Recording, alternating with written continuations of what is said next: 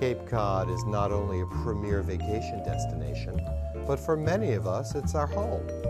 Within its miles of shoreline, there is a diversity of spirits, talents, and interests.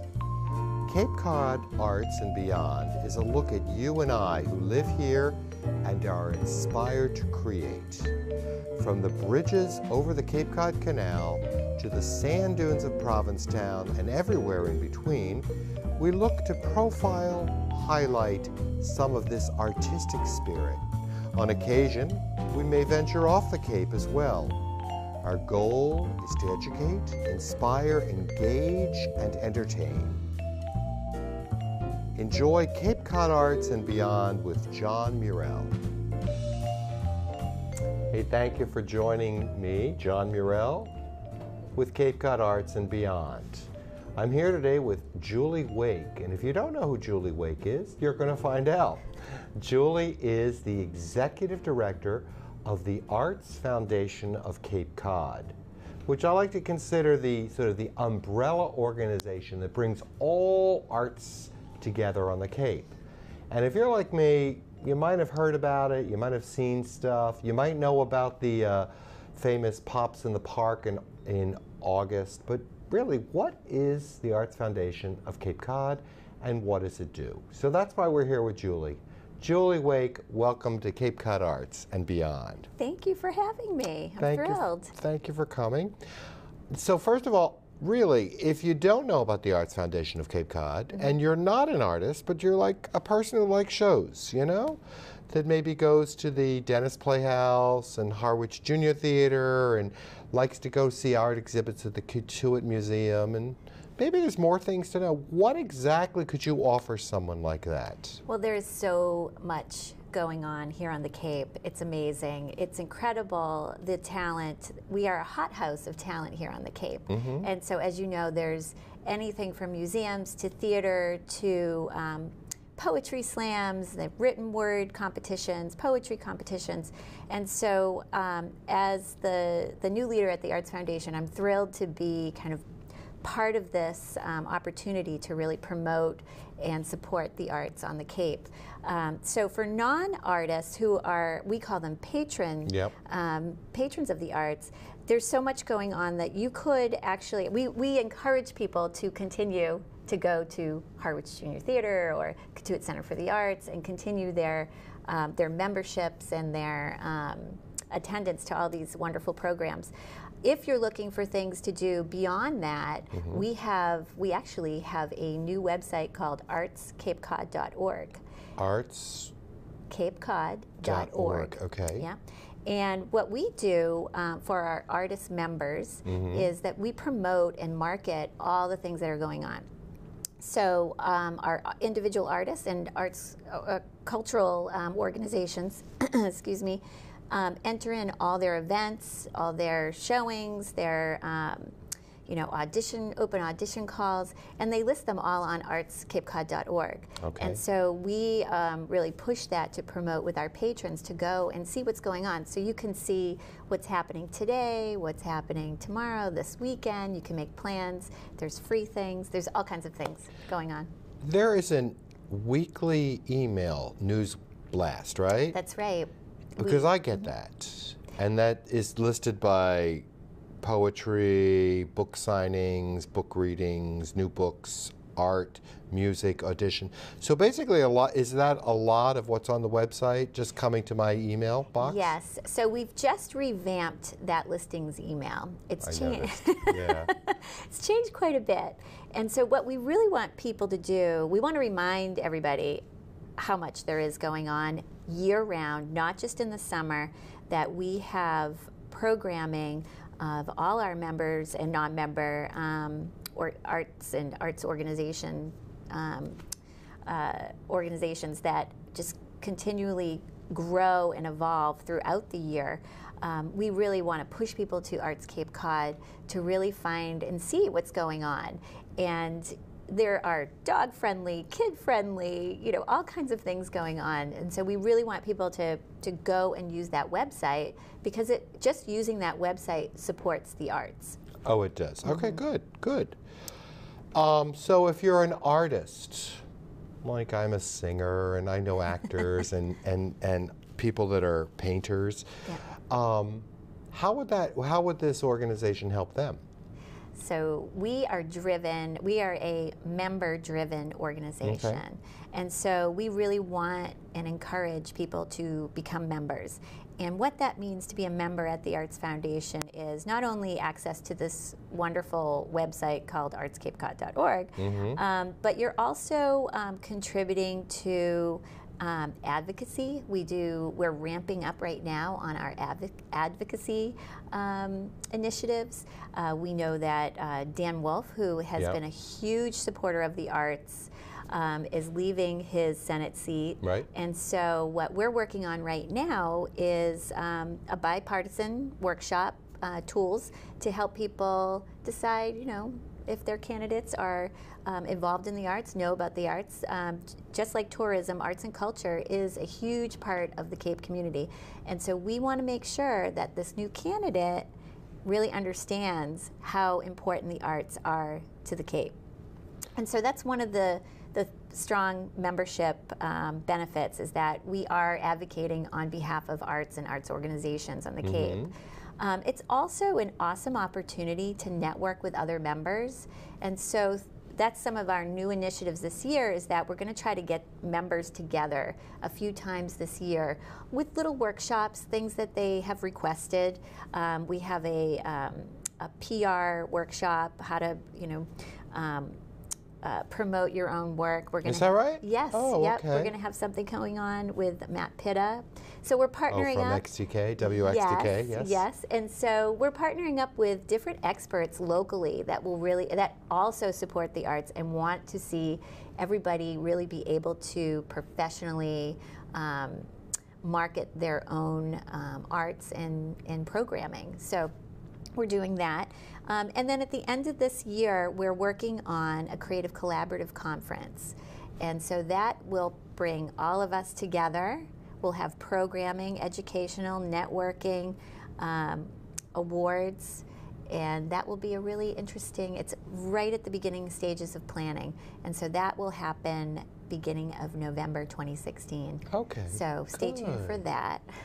Do one of my things is being an artist on the Cape, I sometimes feel like I'm a second-class citizen, because more and more, and maybe you've noticed it or not, the real world is discovering the Cape.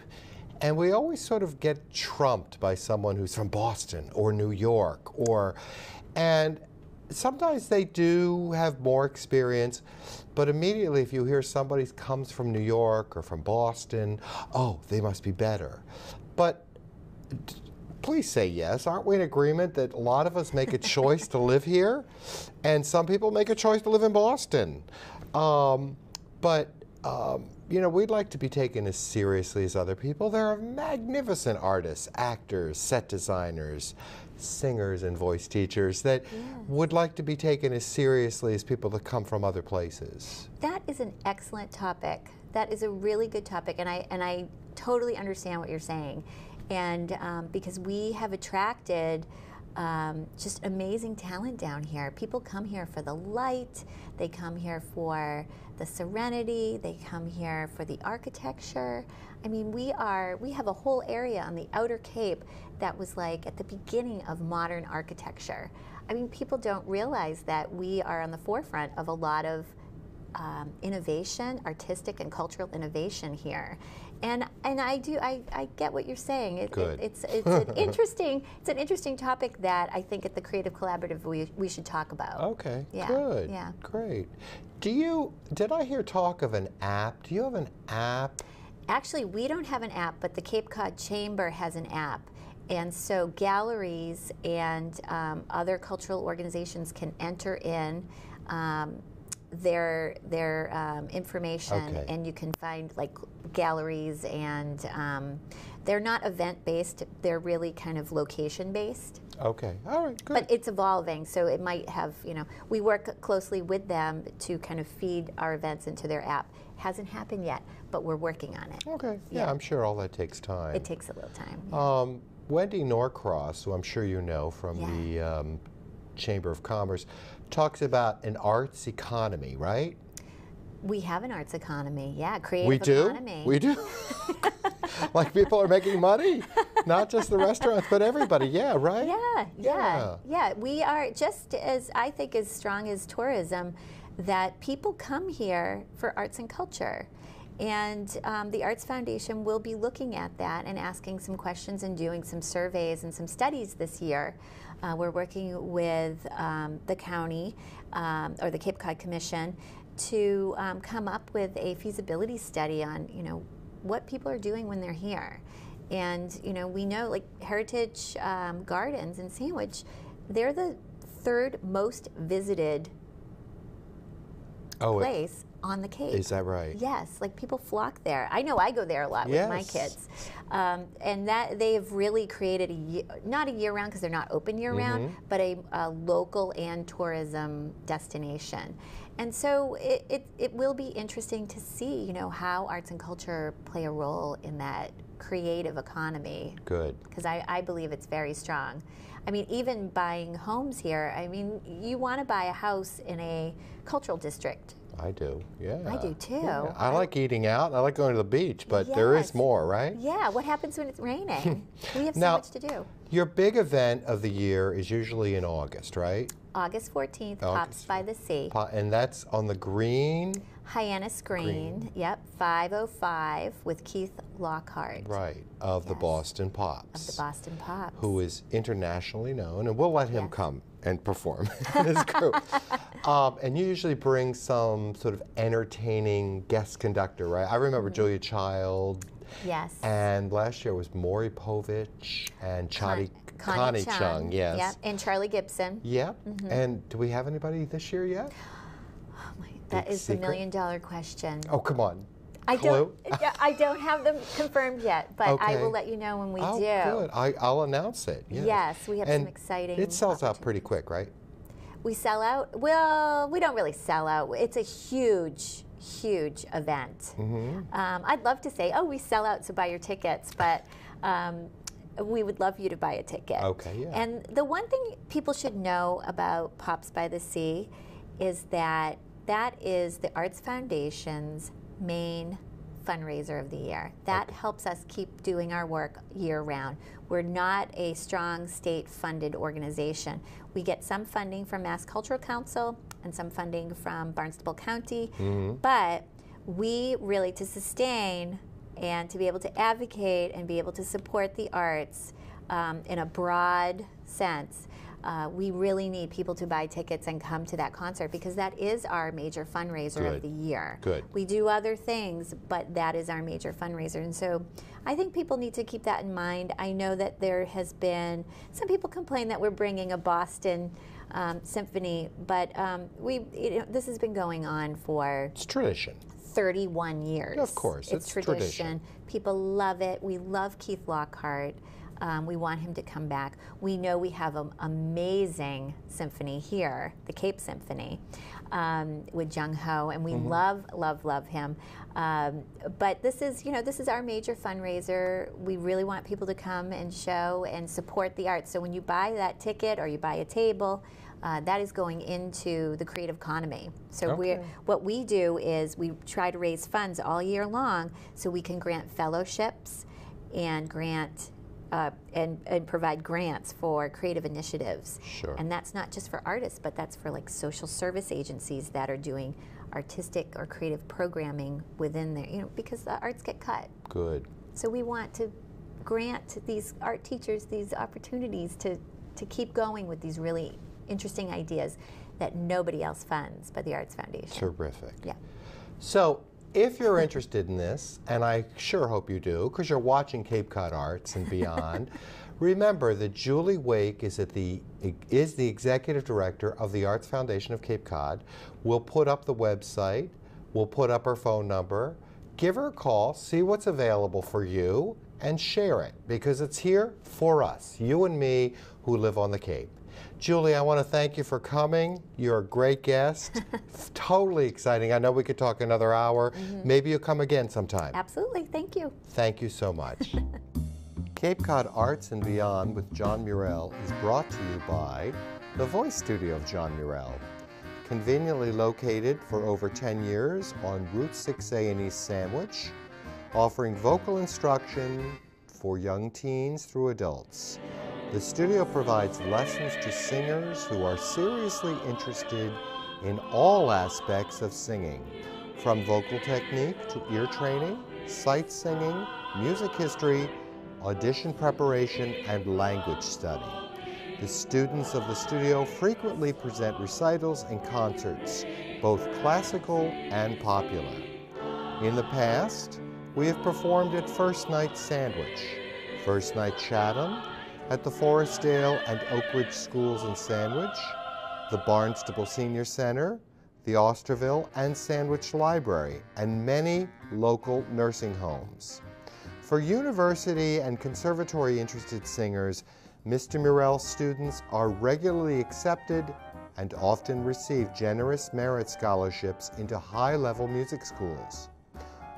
For more information on the voice studio of John Murelle, please visit www.jmurelle.com, check out my YouTube page, or call me direct, 774-313-9012, to discuss if the voice studio of John Murelle is right for you.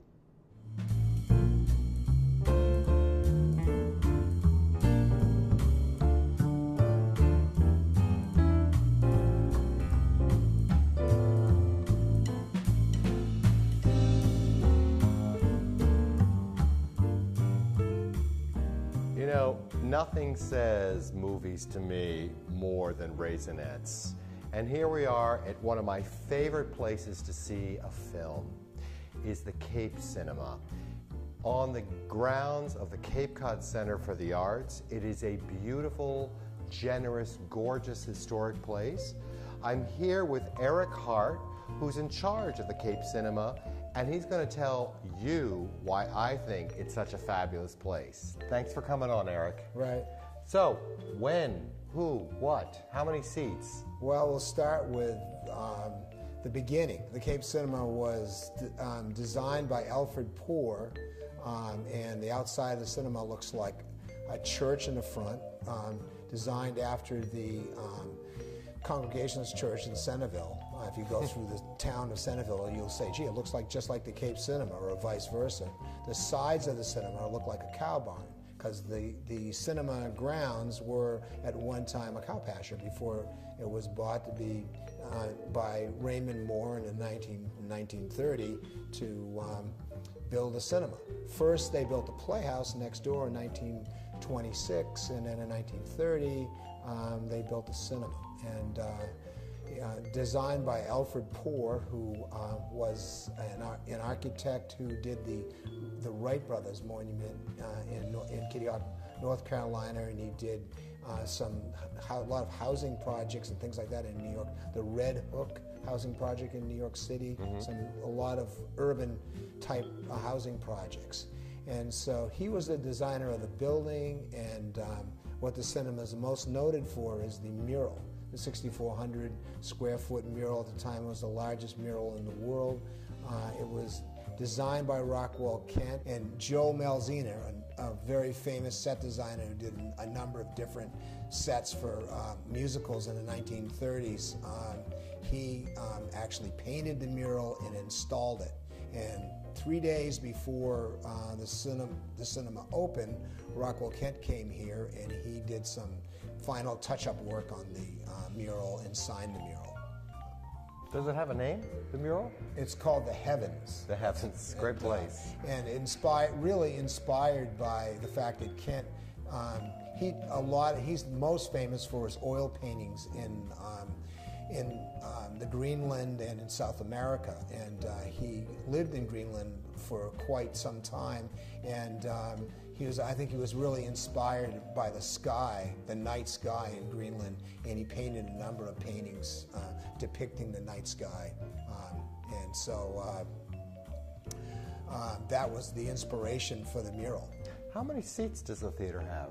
There's 320 seats. The seats downstairs, I think there's like 275, 280 of the 320 are downstairs, and they are individual armchairs designed by Paul Frankel, who was a famous Art Deco designer of furniture. He did the skyscraper inspired by the Empire State Building. Yep. And he designed the furniture for the cinema. Specifically, those chairs were made for the cinema, all the individual ones. Who chooses the films for this beautiful space? Well, I mean, since I've been running the theater for now, I'm going into my 31st year. George Mansour, who he books the house, what we call booking the house.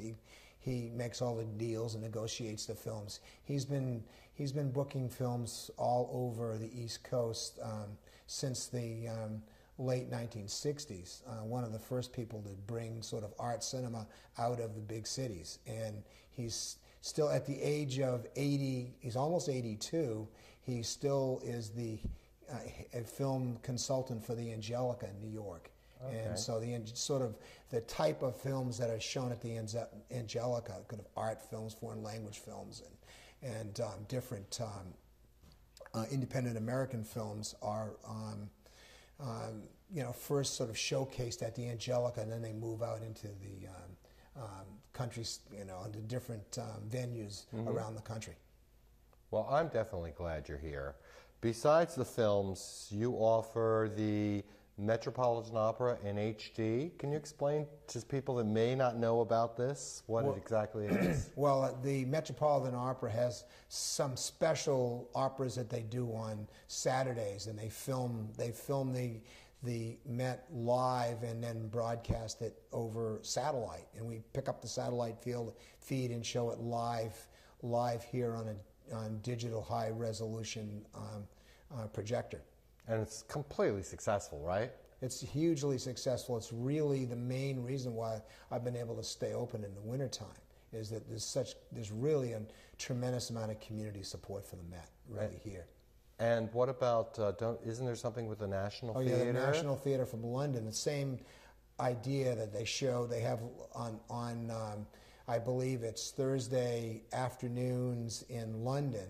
They show actually it's in the evening in London, and we get it here in the early afternoon. We show from the National Theatre in London live broadcast of some of their new plays that they're producing there, and that's very exciting. Some of the plays we've shown here have gone on to success on Broadway. They moved them to Broadway, so it's always an interesting thing to come to the National Theatre and see what's happening, because you might see it over here in the stateside in 2 or 3 years.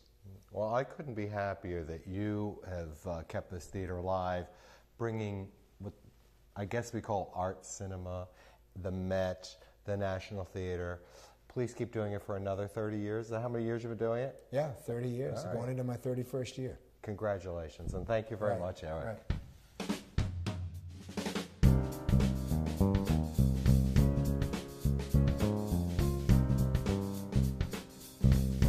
Oh, here we are with my friend Tim Miller, the film critic of the Cape Cod Times, among other things.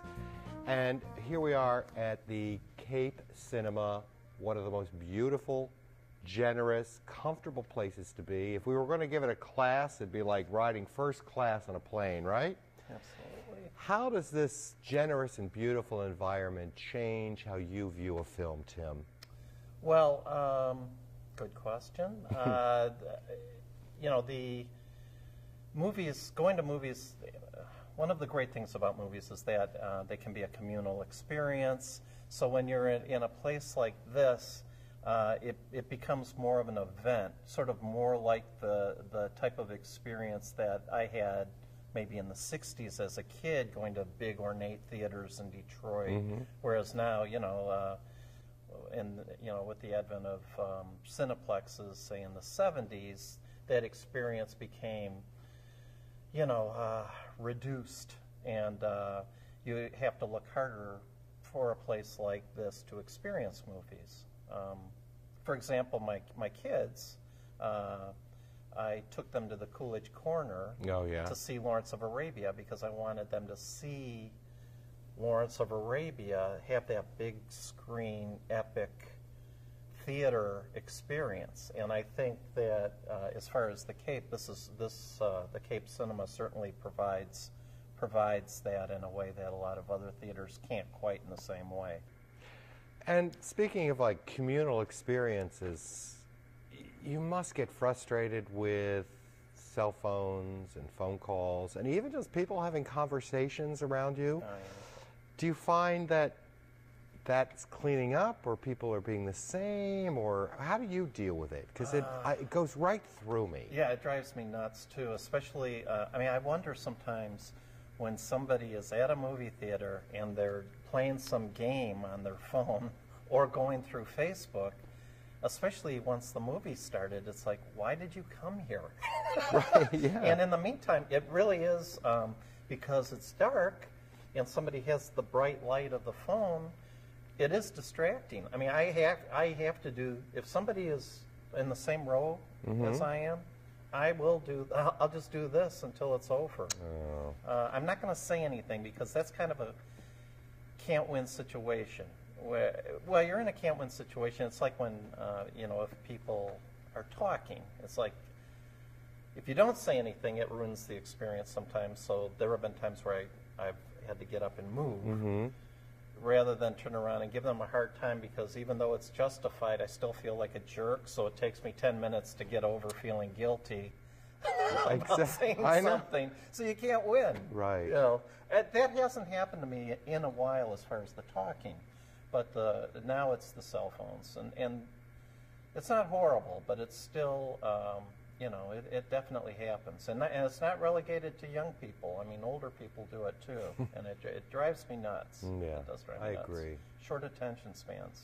Yeah. Speaking of like technology, we have home theaters, there are computers, iPads, smartphones, Amazon Prime, HBO, Black Box, Redbox, I guess it's called, Netflix.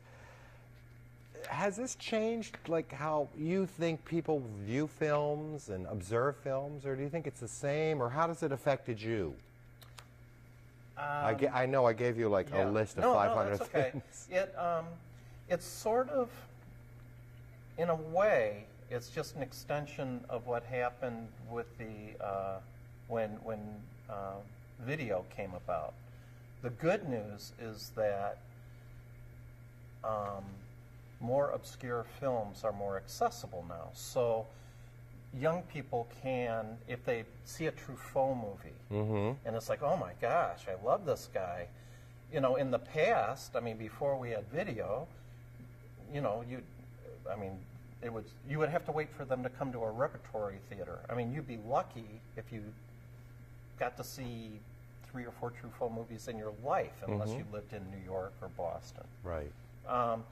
So that accessibility, I think, is such a wonderful thing, and so that's great. So you get people in their 20s who have seen, movies that I didn't get to see until I was much older. The downside is, we were talking about the communal experience, that so many people are watching the movie at home. You have a theater like the Cape Cinema is a rarity because so many of those theaters kind of died because people could see those movies at home now, so they didn't have to go. So it's kind of a tougher sell. So that bothers me because I love the experience, that communal experience. So those are the two main things, and I think it just becomes more and more like that. The movies become more and more accessible as we get more gimmicks, but it almost, by making it easier for people to stay in the house, is just one more way that human contact seems. I miss going to a bank and talking to a teller, but I still will go to the machine because it's convenient. Sure, and fast. But it hurts the quality of life, I think, and so I have very mixed feelings about these advances. Go back to communal theater. Do you ever applaud at the end of a movie and feel weird? I don't. Okay, but you hear it, right? It will, in my head, I'll clap. Okay. Or if I'm at home by myself, Yeah. I'll clap. But it's kind of but no. Yeah, and if I hate a movie, there have been times where I've wanted to yell at the screen or throw something, but instead I find I just kind of slowly go into fetal position instead if I'm seeing a particularly horrible film. Speaking of particularly horrible films, there must be films that you know are coming out and the buzz is just not in alignment with what you like. Yeah. And you are a film critic and you have to be honest about your feelings, or sometimes it's like, oh, there's that person I don't want to say hello to because we always have a fight or whatever. Is there days that you just don't want to watch a film, and what do? Or does that never happen to you? As I get older, if I'm pretty sure that it looks like a movie's going to be mediocre, generic, or worse, then it is sort of like, well, it's my job. I'm not digging ditches. I have no complaints, Sure. But I'm not in a huge hurry to see it. When I was younger, it was like it was insatiable. I had to see every. I had a girlfriend who once, when I was 19, said, "Do you?" And this was before I was writing professionally, saying, "Do you have to see every movie that comes out?" And I said, "Yes, I do." Oh. I don't feel that way anymore. As I'm getting older, it's like life feels shorter, and I want quality time. It's not that I have to push myself, but there are definitely times where I'm not in a big hurry to go see a movie, and you try to go in, as you do, I'm sure, when you review music and theatrical performances.